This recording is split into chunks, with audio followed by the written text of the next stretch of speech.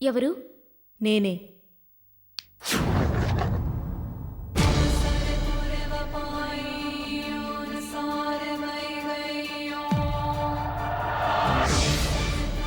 దేని గురించి ఆలోచిస్తున్నావు? నేను చేసిన పని గురించే. నేను ఆవేశంలో దైవకార్యాన్ని మధ్యలోనే వదిలేసి రావడం మంచిదేనా కాదా అని అర్థం కావడం లేదు.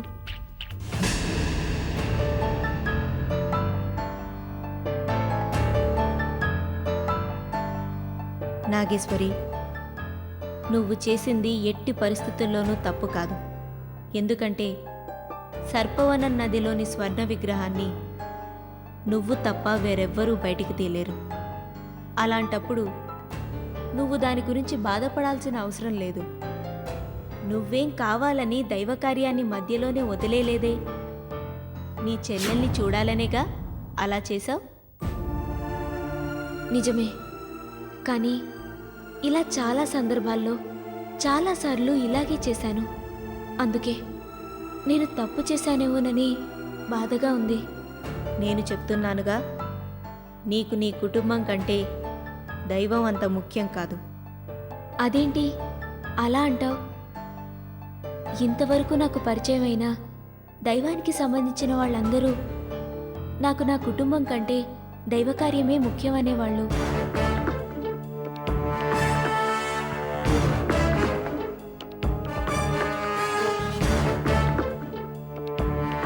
అది మిగిలిన వాళ్ళ అభిప్రాయం, నా అభిప్రాయం కాదు. నువ్వు పడుతున్న బాధ చూడలేకే అప్పుడు నేను నీ దగ్గర లాకెట్ తీసుకొని నిన్ను మైత్రిని చూడ్డానికి హాస్పిటల్కి తీసుకువెళ్ళాను. నాకు నేను చేసిన పని కరెక్టే అనిపించింది.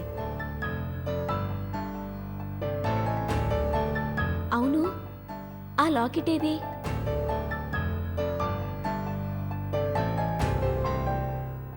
అది సన్యాసి దగ్గరైతే జాగ్రత్తగా ఉంటుందని ఇచ్చి పంపాను. అలాగా, మంచి పని చేశావు. కానీ అప్పుడప్పుడు నీ మీద అనుమానం వస్తోంది.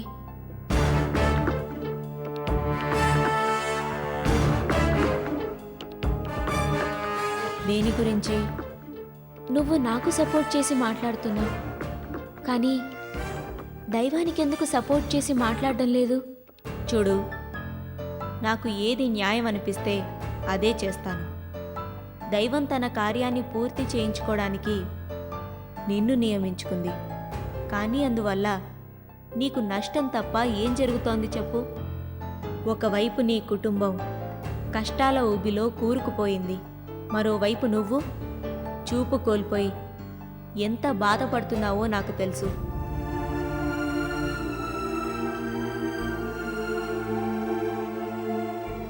అసలు ఒక్క విషయం ఆలోచించావా? ఆ ముడుపు తీసుకెళ్తే నీకు చూపు వస్తుందని చెప్పారు, కానీ నీకు చూపెందుకు రాలేదు?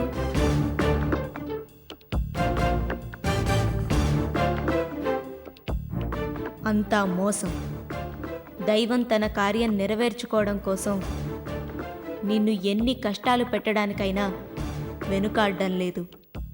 అది తలుచుకుంటుంటే దైవం తరపున వచ్చిన నాకే అసహ్యంగా ఉంది.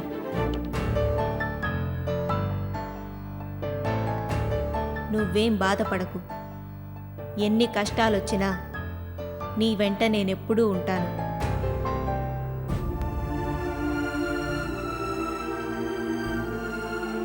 చాలా సంతోషం. నీ మాటలు నాకు చాలా ఓదార్పుగా అనిపిస్తున్నాయి. నీ పేరేంటో నాకు తెలీదు. నువ్వు నాలాగే ఉంటావంటున్నారు కాబట్టి నేను నాగేశ్వరి, నువ్వు ఈశ్వరి. ఇక నుంచి నిన్ను ఈశ్వరి అని పిలుస్తాను, సరేనా?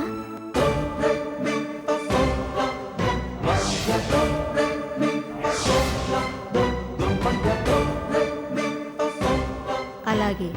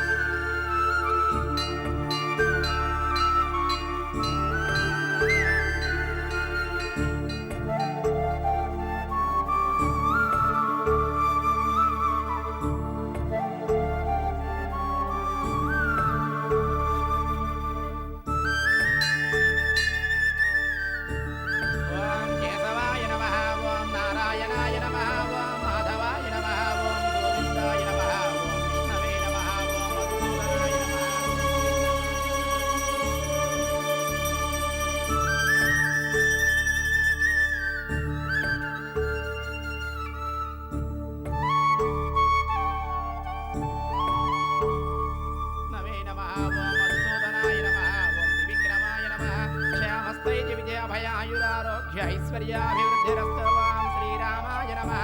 ఓం రామభద్రాయ నమః. ఓం రామచంద్రాయ నమః. దాశరథాయ విద్మహే సీతావల్లభాయ ధీమహి తన్నో రామచంద్ర ప్రచోదయాత్.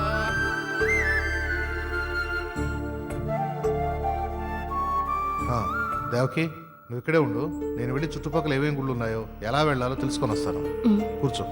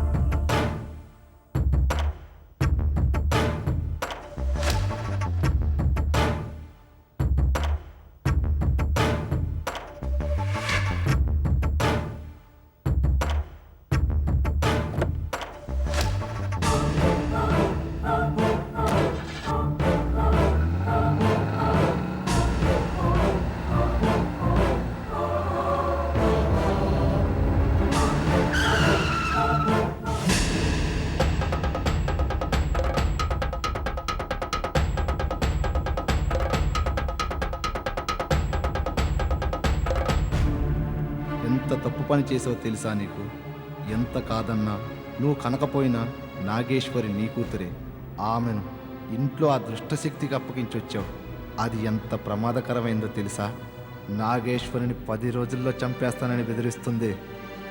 చంపేయని, నాకేం నష్టం లేదు. నాకు కావలసిన డబ్బు ఆస్తి వస్తుంది, అది చాలు. అంటే వైదేహి నీకు డబ్బు ఆస్తి ఇస్తుందనుకుంటున్నావా? అవును. దాని గురించి ఇంకా నీకు పూర్తిగా తెలిసినట్టు లేదు. ఆ వైదేహి సృష్టించింది నాగేశ్వరి రూపంలో ఉన్న ఒక దుష్ట శక్తిని. అది చాలా ప్రమాదకరం. దాని చేతనే నిన్ను చంపినా చంపించేస్తుంది. వైదేహి నన్ను చంపిస్తుందా? పిచ్చివాడా. వైదేహికి నా సాయం అవసరం, అందువల్ల అది నన్నేమీ చేయదు. అదే నీ తెలివి తక్కువతనం. ఇన్నాళ్ళు నీ అవసరం ఉంది కాబట్టి అది నీతో స్నేహంగా ఉంది. ఇప్పుడు అది సృష్టించిన దుష్టశక్తి నాగేశ్వరి రూపంలో మీ అమ్మాయి నాగేశ్వరితో పాటే ఉందిగా. ఇక నీ అవసరం ఏముంది? నీకో భయంకరమైన నిజం చెప్పనా? నువ్వు గొప్ప దుష్టశక్తి అనుకుంటున్నావే, దాన్ని ఎందుకని ఇన్నాళ్ళు ఆ వైదేహి బయటికి తీసుకురాలేదు? అది ఆ వైదేహి మీద కూడా తిరగపడే అత్యంత శక్తివంతమైన దుష్టశక్తి. అందుకే దాన్ని ఇన్నాళ్ళు గోప్యంగా ఉంచింది. ఇప్పుడు తప్పనిసరి పరిస్థితిలో తీసుకొచ్చింది. అలాంటి దుష్టశక్తిని ఇంట్లో ఉంచుకోవడం ఎంతవరకు శ్రేయస్కరం ఒక్కసారి ఆలోచించు.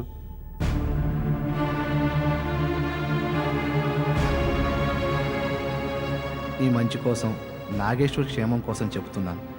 వైదేహికి అనుమానం రాకుండా ఎలాగోలా ఏదో ఒకటి చెప్పి ముందు నాగేశ్వరిని ఆ దుష్టశక్తి నుంచి వేర్చి. అతి తెలివి ప్రదర్శిస్తున్నావా? నాగేశ్వరిని ఎలాగైనా దైవశక్తుల దగ్గరికి తీసుకెళ్లడం కోసం ఆ దుష్టశక్తిని ఎదిరించలేక నా దగ్గరకు వచ్చి వైదేహి గురించి అడ్డమైన అనుమానాలు నా మనసులో రేకెత్తించి నా ఇంట్లోంచి ఆ దుష్టశక్తిని బయటికి పంపాలని ప్లాన్ చేశావా? అయితే నేను చెప్పింది నువ్వు నమ్మడం లేదు. చచ్చినా నమ్మను. వైదేహి ఎలాంటిదో నేను సాక్ష్యాధారాలతో నిరూపిస్తాను. ముందు వైదేహి ఫోన్ చేయి. ఫోన్ చేయి.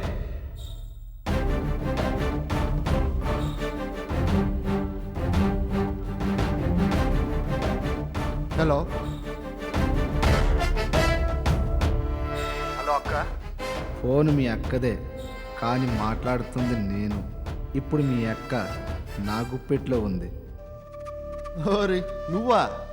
ఏంటి కామెడీ చేస్తున్నావా? మా అక్కని కిడ్నాప్ చేయడం అంత ఈజీ అనుకున్నావా? దాని ఫోన్ దొంగిలించి తెచ్చి నువ్వు ఫోన్ చేస్తే నేను నమ్ముతానా? ఏయ్, ఎందుకు నన్ను కొడుతున్నావు? వినిపించిందా? ముందు ఫోన్ వైదేహికివ్వు. హలో వైదేహి, ఇప్పుడు దేవకి ప్రాణాలు మా చేతుల్లో ఉన్నాయి. నువ్వు సృష్టించిన దుష్టశక్తిని మర్యాదగా నాగేశ్వరిని మాకు అప్పగించి వెళ్ళిపోమను, లేకపోతే దేవకి చస్తుంది. చాలా మంచి పని చేస్తున్నావు. దయచేసి దాన్ని వెంటనే చంపేయి. నాకెలాంటి అభ్యంతరం లేదు. నేను నిజంగానే చెబుతున్నాను, నాగేశ్వరిని మాకు అప్పగించకపోతే దేవకిని ఖచ్చితంగా చంపేస్తాను. అరే, ఎన్నిసార్లు చెప్తారా చంపేదాన్ని? రై, కావాలంటే చంపడానికి నీకు మంచి ఐడియా చెప్తానురా. మా అక్కని తీసుకొని కృష్ణానగర్ కానీ నాలానగర్ కానీ వెళ్ళు. అక్కడ ఎక్కువగా ఇసుక లారీలు తిరుగుతూ ఉంటాయి. అక్కడ రోడ్డు మీద దాన్ని తోసిపారే, డౌట్ లేకుండా చస్తుంది. అసలు నా చేతులతోనే మా అక్కని చంపేద్దాం అనుకున్నాను. కాకపోతే నేను ఇప్పుడు కాస్త బిజీగా ఉన్నాను, కాబట్టి నువ్వే చంపే. లేకపోతే ఓ పని చేయరా, నువ్వు నా దగ్గరకు రా, నా డమ్మీ చేయిస్తాను. దీన్ని తీసుకెళ్ళి మా అక్కని ఎత్తిన 2 దెబ్బలు వేయి, ఆ తర్వాత లారీ కింద దోసేయి. Okay, bye.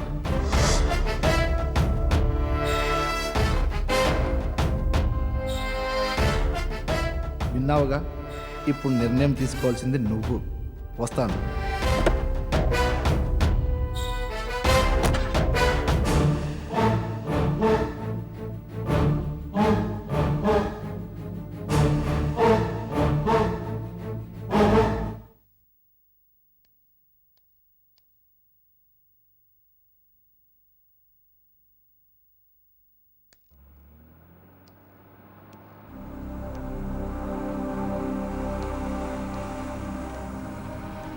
ఏం దేవకి, ఎక్కడికి వెళ్ళావు? ఎక్కడికి లేదండి, కారు అడ్డంగా ఉందంటేను బ్యాక్ చేసుకొస్తున్నాను. సరే కూర్చో.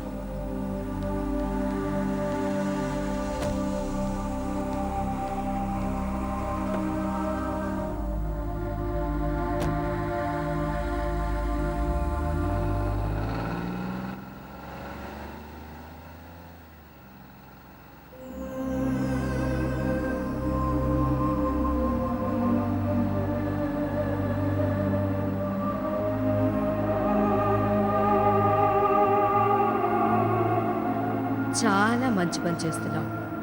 దయచేసి దాన్ని వెంటనే చంపేయి. నాకెలాంటి అభ్యంతరం లేదు. నువ్వు నా దగ్గరకు రా, నా డమ్మీ చేయిస్తాను. దీన్ని తీసుకెళ్ళి మా అక్కని ఎత్తిన 2 దెబ్బలు వేయి, ఆ తర్వాత లారీ కింద దోసేయి.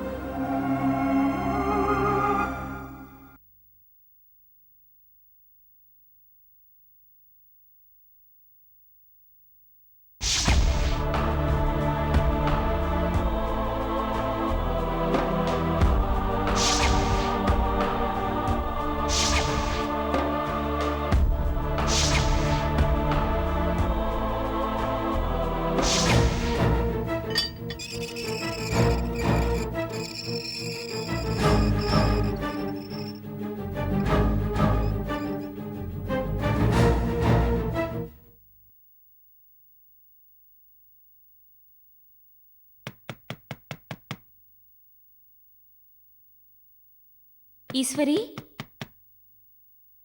ఈశ్వరి,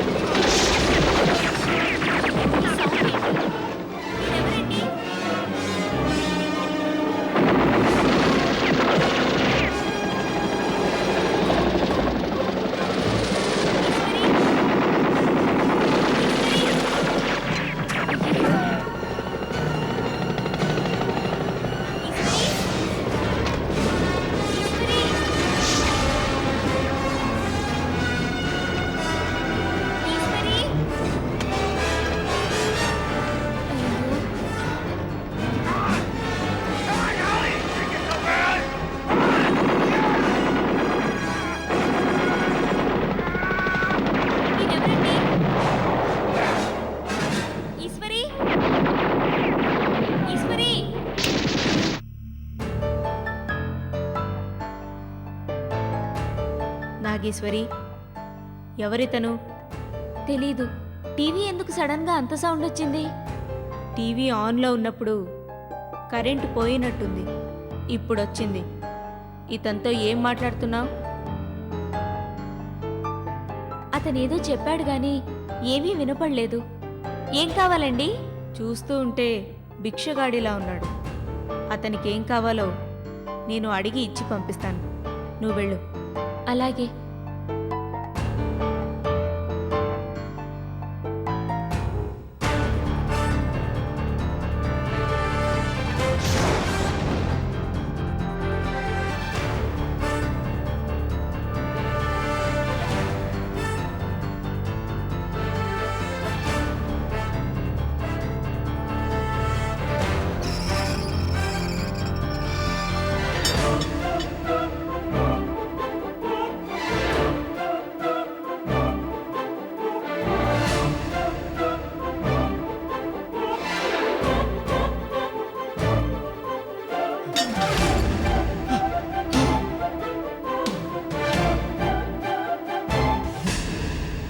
నా గురించి నాగేశ్వరికి చెప్పడం అంత సులభం అనుకుంటున్నావా?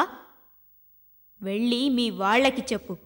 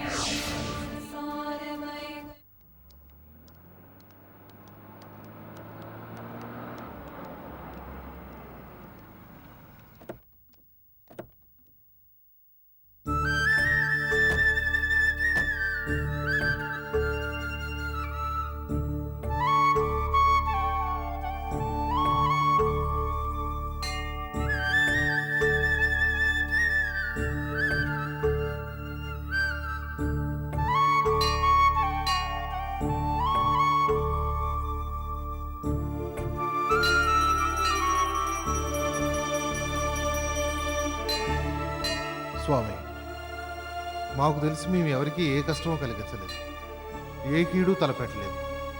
కానీ మాకు రోజు రోజుకి శత్రువులు పెరిగిపోతున్నారు. కష్టాల మీద కష్టాలు వస్తున్నాయి. చివరికి ఇప్పుడు మా అమ్మాయి అల్లుడు హాస్పిటల్లో ప్రాణాలతో పోరాడుతున్నారు. మా సమస్యలన్నీ తీరి మాకు మనశ్శాంతి కలిగేలా దీవించండి స్వామి. మీ కష్టాల్ని బాధల్ని ఆ దేవుడికి అప్పగించారు కదా, అంతా ఆయనే చూసుకుంటాడు. తాడిని తన్నేవాడుంటే వాడి తలని తన్నేవాడు ఇంకోడుంటాడు అంటారు. మీరు ధైర్యంగా ఉండండి, మీ శత్రువుల్ని సులభంగా జయించేస్తారు. అన్నిటికంటే ముఖ్యంగా మీరు తెలుసుకోవాల్సింది ఒకటి ఉంది. మీకు టైం బాగోలేదనిపించినప్పుడు, గ్రహాలు అనుకూలంగా లేవు అనుకున్నప్పుడు మీ శత్రువులకు మీరు కాస్త దూరంగా ఉండడం మంచిది.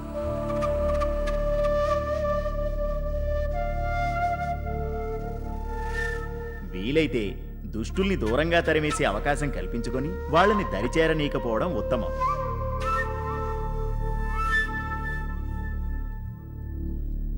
చికిత్స కంటే నివారణే మంచి మార్గం అన్నారు పెద్దలు. ఇది కేవలం వైద్యానికి మాత్రమే కాదు, మన నిత్య జీవితంలో చాలా విషయాలకు వర్తిస్తుంది. ప్రమాదం జరుగుతుందని కొన్నిసార్లు మనకి తెలిసినా జరిగేంత వరకు అశ్రద్ధ చేస్తాం కొన్ని సమయాల్లో. అలా కాకుండా ప్రమాదం రాకుండా ఆపడమే ఉత్తమమని నేనంటాను. మీరు ధైర్యంగా ఉండండి, అన్ని సమస్యలు సమసిపోతాయి.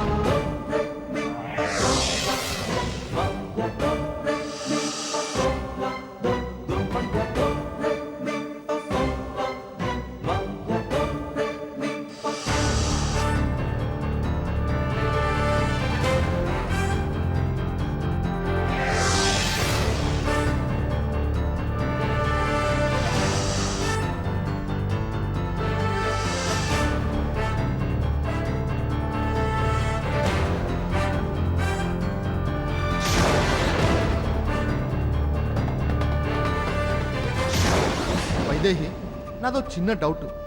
ఏంటి? ఒరిజినల్ నాగేశ్వరేమో గుడ్డి నాగేశ్వరి, అదిగో అక్కడుందే అదేమో డూప్లికేట్ నాగేశ్వరి.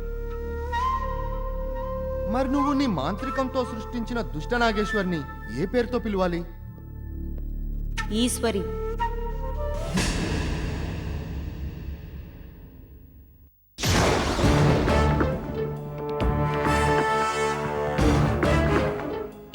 అదేమిటి ఈశ్వరి అని పేరు పెట్టుకున్నావు? ఇది నాకు నేనుగా పెట్టుకున్న పేరు కాదు, ఆ పిచ్చిది నాగేశ్వరి నన్ను ఇదనుకుని నన్ను పిలవడం కోసం ఈశ్వరి అని పేరు పెట్టింది. నేను సరే అన్నాను. ఇదేదో బాగుంది. ఇంట్లో ఉన్నది ఒరిజినల్ అండ్ గుడ్డి నాగేశ్వరి, అదేమో డూప్లికేట్ నాగేశ్వరి, నువ్వేమో ఈశ్వరి. ఇప్పుడు కన్ఫ్యూజనే లేదు. నీకు కన్ఫ్యూజన్ లేదు, పాపం దానికే ఏం జరుగుతుందో అర్థం కాకుండా కన్ఫ్యూజింగ్లో ఉంది. ఉండు, దాంతో మాట్లాడి క్లియర్ చేస్తాను.